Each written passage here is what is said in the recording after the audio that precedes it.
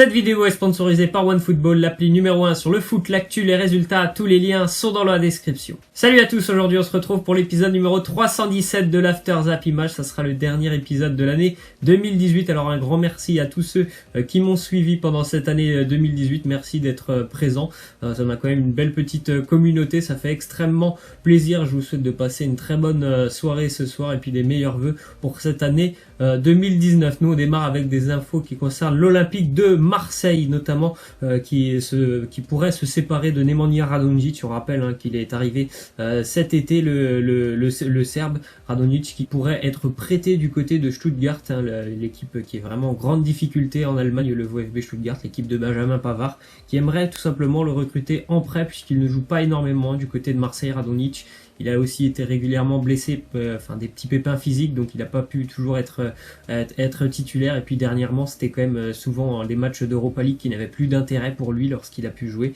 Donc c'est un peu compliqué, je pense qu'il s'attendait pas à ça avec l'Olympique de Marseille. C'est bien pour l'OM, je pense, de le prêter, puisque c'est sûr qu'à Stuttgart, il aura certainement beaucoup plus de temps de jeu. C'est un joueur qui est talentueux, franchement, il est très bon techniquement, mais bon, ils n'ont pas pu beaucoup le voir, c'est vrai, du côté de Marseille. Mais je pense que c'est mieux de le prêter que de le vendre. Ensuite, on a aussi appris que l'OM bien évidemment voulait se séparer de Mitroglou, c'est pas un scoop. L'OM a proposé le buteur grec au Betis Séville. Après bon voilà, quelle équipe maintenant va vouloir faire signer Kostas Mitroglou, ça je sais pas s'il y a énormément d'équipes dans les 5 grands championnats européens qui ont envie de faire signer Mitroglou. Peut-être que, comme on en avait parlé il y a quelques semaines, un retour en Grèce du côté de l'Olympiakos, ça serait plutôt pas mal pour lui, parce que c'est son pays, c'est toujours bien senti du côté de l'Olympiakos, donc pourquoi pas. En tout cas, normalement, je pense que Mitroglou ne sera plus là pour l'Olympique de Marseille à la fin du mois de janvier, à moins que l'OM ne trouve aucun successeur. Je pense que Mitroglou va quitter le club. Ensuite, on a une petite stat sur les plus jeunes buteurs de l'année 2018 en Ligue 1, notamment avec les deux premiers qui sont des joueurs de l'AS Monaco. On sait que la SM utilise beaucoup de jeunes joueurs, avec Pietro Pellegrini qui avait marqué à 17 ans et 5 mois, et puis aussi Moussa Silla, on a aussi le jeune joueur du Paris Saint-Germain, Timothy Weah, un ancien joueur du Paris Saint-Germain, parce qu'il va certainement quitter le club. Ensuite, on a une déclaration de Marquinhos, il nous dit sur son repositionnement au poste de numéro 6, qui est intervenu grâce à l'arrivée ou à cause de l'arrivée, je sais pas comment il doit le prendre, de Thomas Tuchel, mais en tout cas lui il le prend bien. Il nous dit: ce n'est pas simple de devoir changer de poste sur le terrain, mais je suis à la disposition de l'entraîneur. Dans ma vie, j'ai toujours pris le positif en cherchant à progresser et à donner le meilleur. En tout cas, il a eu des débuts plutôt compliqués au poste de numéro 6. Je me souviens, les 2 premières journées de Ligue des Champions, c'était assez dur pour lui. Et après, il a quand même vraiment pris le rythme. Et puis, c'est vrai que, comme il le dit, c'est compliqué de changer de poste quand tu as évolué presque toute ta carrière au poste de défenseur. Devenir numéro 6, c'est pas pareil. En tout cas, il le prend bien. Il essaye vraiment de progresser, ce qui n'était pas le cas, par exemple, d'Adrien Rabiot, qui lui aussi, dès qu'on le faisait jouer au milieu de terrain et qu'il ne met pas sa place, il le disait: moi, je veux pas jouer là. Bon, voilà, par exemple, Marquinhos, lui, il a pas du tout ce comportement. Il le dit: j'essaie d'aider l'équipe du mieux qu'il le peut, même si c'est pas son poste de prédilection. Ensuite, on a le sourire légendaire de N'Golo Kanté qui a marqué hier avec Chelsea. Chelsea s'impose à Crystal Palace 1-0. Le buteur, c'est N'Golo Kanté, qui marque un petit peu plus quand même depuis quelques semaines.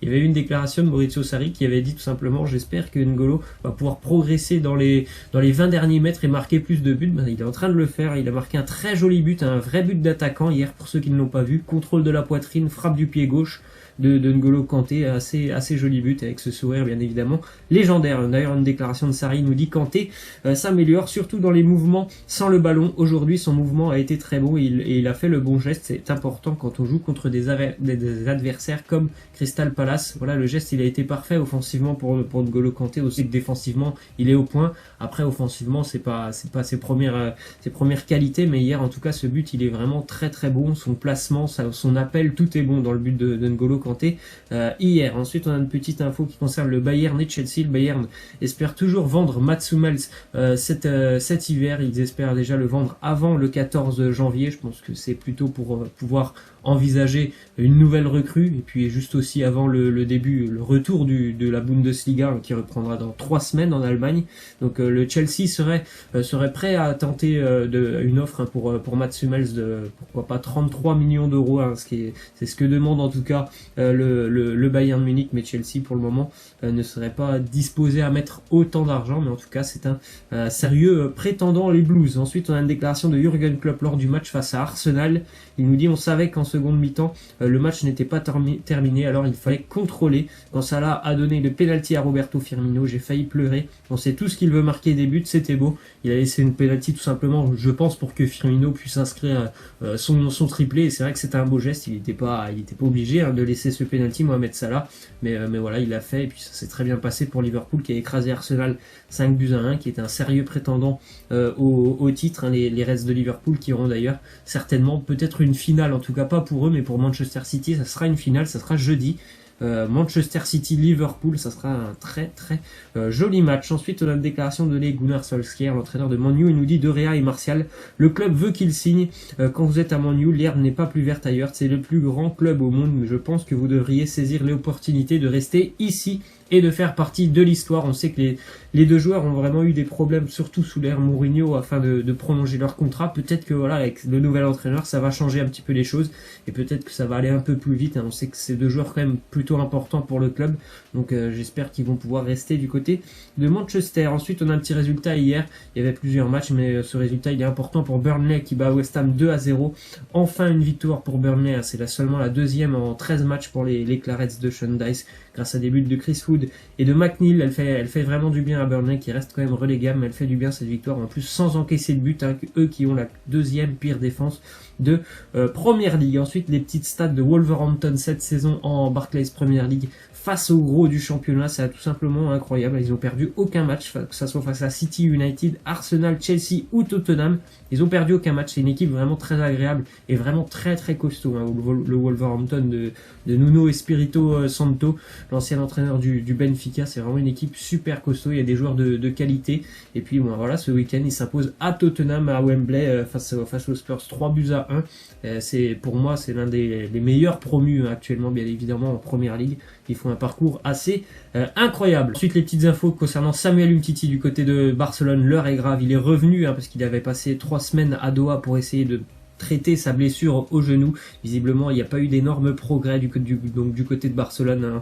On pense vraiment que c'est inévitable. Il devra passer par la case opération, et il y a des rumeurs qui courent et qui disent que voilà, sa saison elle pourrait presque être terminée à Samuel Umtiti, tant son problème au genou le gêne énormément. Ensuite, on a une petite info qui concerne Isco, le joueur du Real Madrid. Il y a énormément de prétendants. On sait que voilà, il a certainement envie de quitter le Real. Le Real demande quand même une grosse somme, c'est 100 millions d'euros pour céder son joueur, donc il y a des contacts déjà avec le Barça, la Juventus, Manchester United, Chelsea, et il y a eu un nouveau prétendant, le Paris Saint-Germain, qui souhaite aussi renforcer son milieu de terrain. Ensuite, on a une petite déclaration de Max Allegri, l'entraîneur de la Juve, et sur Benatia, il nous dit: je ne pense pas qu'il s'en ira. C'est un joueur important, il a disputé 6 matchs, parfois il n'était pas bien, mais ce serait une folie de le laisser tomber. On sait que c'est un joueur sur qui la Juve peut compter, mais après on peut comprendre aussi que Benatia ait envie de quitter le club. Il joue pas énormément, Déjà rien que de la déclaration, il a joué 6 matchs. On est quand même à la mi-saison, ça fait pas beaucoup de matchs quand même pour Benatia, donc c'est un peu compliqué pour lui, même si c'est vrai que il faut avoir un gros effectif pour notamment aller au bout en Ligue des Champions. C'est quand même l'objectif de la Juventus. Ensuite, nouvelle déclaration d'Allegri sur Ronaldo. Il nous dit: c'est le meilleur du monde. Avec Ronaldo, nous avons l'impression que quelque chose a changé, mais nous devons être bons sur le plan mental pour gagner en Europe. En attendant, nous devons continuer comme ça en championnat et en Coupe d'Italie. Le parcours de la Juve en Italie, il n'y a rien à dire. Après, voilà, ça sera en Ligue des Champions qu'on attendra forcément la Juventus pour aller espérer remporter cette compétition qui leur manque depuis déjà de nombreuses années, puis ils échouent depuis quelques années souvent en finale. On continue avec les stats assez incroyables de Fabio Quagliarella, 35 ans, l'attaquant de la Sampdoria, assez incroyable. Sur les 9 derniers matchs de Serie A, il a marqué sur les 9 derniers matchs, tout simplement. C'est assez incroyable. Il a failli d'ailleurs rapporter un point à la Samp ce week-end.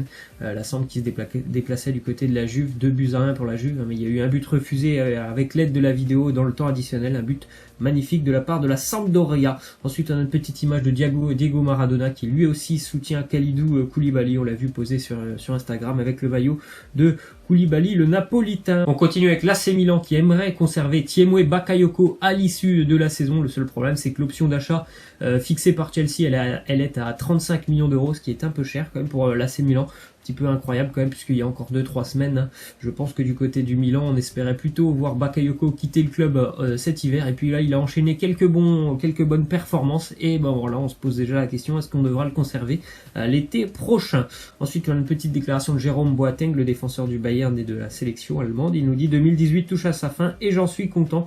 C'était une année difficile, je n'ai pas atteint mes objectifs. La Coupe du Monde a été l'une des plus grandes déceptions de ma carrière. J'ai beaucoup appris et je me sens mieux. Je pense que voilà, pour beaucoup de joueurs allemands, cette année 2018, c'est tant mieux qu'elle se termine, puisque voilà, je pense que ça a été une énorme déception pour eux, la Coupe du Monde qu'ils ont totalement ratée. On va terminer avec la question de fin pour ton club. Est-ce que tu préfères perdre une finale de Ligue des Champions ou tout simplement gagner la Ligue Europa? Moi, je pense que c'est mieux quand même de gagner la Ligue Europa, puisque voilà, au final, ce qu'on retient dans l'histoire, c'est quand même les vainqueurs. Donc c'est bien de faire une finale de Ligue des Champions, mais si tu la perds, c'est quand même bien moins intéressant. Laissez-moi en commentaire ce que vous en pensez. Moi, je vous laisse et je vous dis à mercredi, puisque demain, il n'y aura pas d'After Zap Image. Voilà, je vous laisse et je vous dis à la prochaine. Ciao!